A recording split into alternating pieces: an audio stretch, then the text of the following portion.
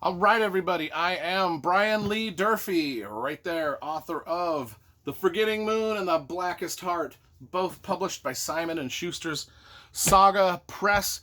Today, I'm going to be reviewing Dave Duncan, The Magic Casement. Actually, it's just Magic Casement, and that is book one of A Man of His Word.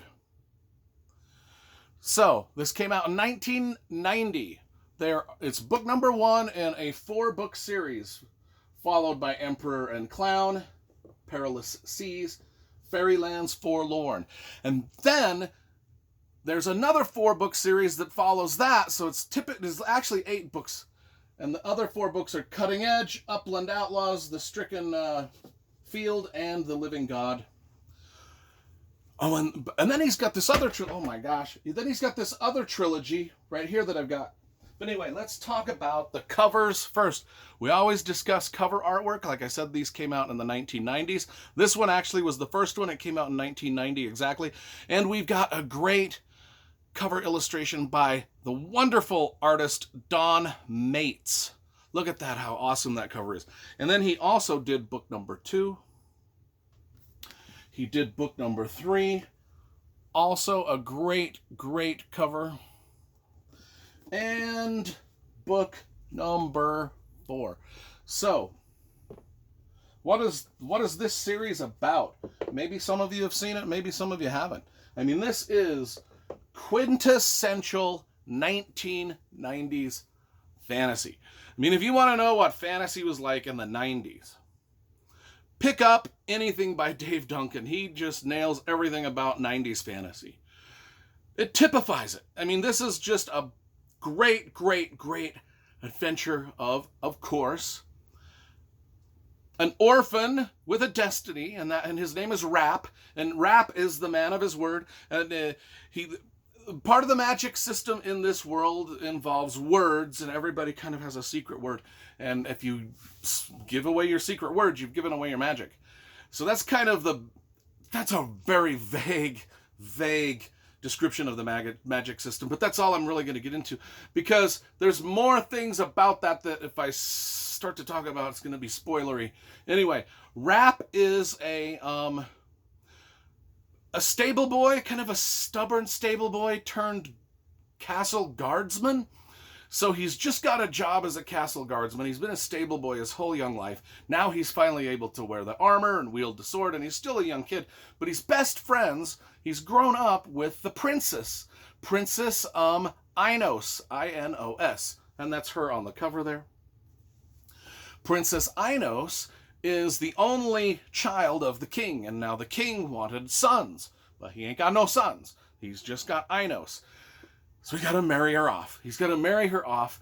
Inos doesn't necessarily want to be married off, unless it's to like a super hot guy. I mean, she's vain. One of the things I love about this story is, even though she's got a lot of affection for the stable boy Rap, she's still vain. She'll still take a hottie as long as he's got hottiness and the resources, the kingdoms and the riches and the coin and the armies. Yeah, she's all into that as long as it's the right guy, but she doesn't want it to be the wrong guy. She doesn't want it to be a creepy guy. She wants a handsome guy. Anyway, they're good friends. What happens is this minstrel comes into town named Jalan, and he stirs everything up. Now, they live in this place called Krasnagar, which is at the top of the, imagine a continent about the size of Russia and Europe. And they live up in, like, say, just the top of Siberia, Krasnagar. I mean, it's ice, sheets, glaciers, just everything's frozen all the time. And they live up in Krasnagar, and then the whole rest of the world is below them. Southern jungles, but they know about it, and they're well aware of all the stuff that's down there. And Jalan comes along. They meet him, and weird things start happening. Because Jalan is friends with the king, but then there's suddenly, because Rap is a guardsman, remember? He guards the front gate. And he sees everybody that comes in and out of the castle, and he keeps tabs on it. And he knows Jalan has come into the castle. But then they start to see these other people in the castle that Rapp is like, I don't remember that guy coming through the gate. And one of them is Segorn. He's an old doctor, kind of like a wizardly Gandalf figure. And then there's Andor, who's a really good-looking guy that Inos's father is kind of thinking about maybe giving his daughter Inos to. And then there's Durad, he's a giant with tattoos. And Rapp is like, I don't remember any of these people coming through the gate. And then there's a fifth one named Thanar, who's a thief, who we don't meet until the end.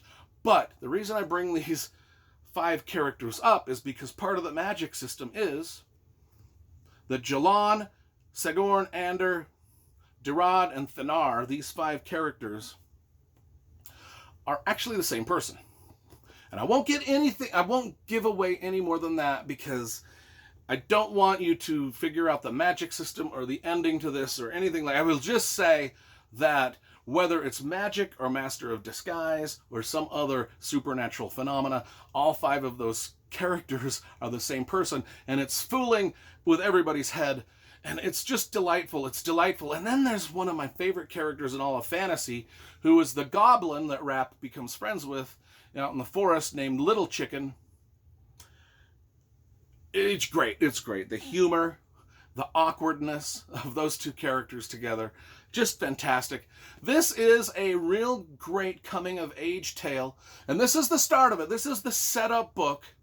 And now, the things that I've told you are just things that are happened within the first 50 pages. This is like 400 pages. Each one is about 400 pages.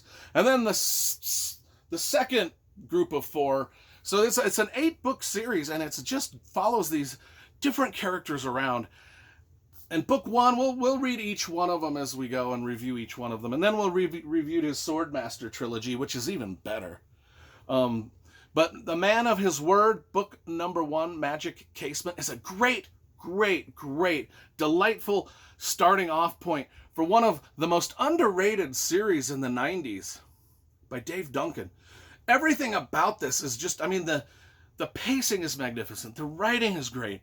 The characters are super dope. Everything is just spot on, and I remember reading these back when they came out and just delightfully reading them. And I haven't read them since, so I'm rereading them now, and I actually find them to be every bit as delightful as I thought they were. And they get into a shit ton of adventures in here. And we'll be going through each one. Magic Casement, quintessential, typical 1990s fantasy. I give this a good 8.5 out of 10. It's a strong start to a great little fantasy series that everybody will enjoy.